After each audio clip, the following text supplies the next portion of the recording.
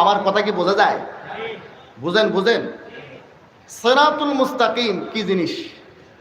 সিরাত মানে হলো পথ, আল মুস্তাকিম মানে সোজা। সিরাত মানে কি? পথ। আল মুস্তাকিম মানে সোজা। কিন্তু যে কোনো পথকে সিরাত বলে না। সিরাত হওয়ার জন্য কোনো পথের মধ্যে 5টি বৈশিষ্ট্য থাকতে হয়। ধরে কোন কয়টি?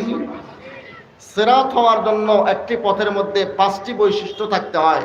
এই 5টি বৈশিষ্ট্য যদি থাকে তাহলে কোনো পথকে সিরাত বলে, আর না হলে সেটা সিরাত নয়, সেটা এমনি তরিক, রাস্তা, সাবিল, কিন্তু সেটা সিরাত হতে পারে না। সিরাত হওয়ার জন্য আল্লামা ইবনুল কাইয়িম রাহিমাহুল্লাহ বলেন, কোনো একটা পথের মধ্যে 5টি গুণ থাকতে হয়, 5টি বৈশিষ্ট্য থাকতে হয়।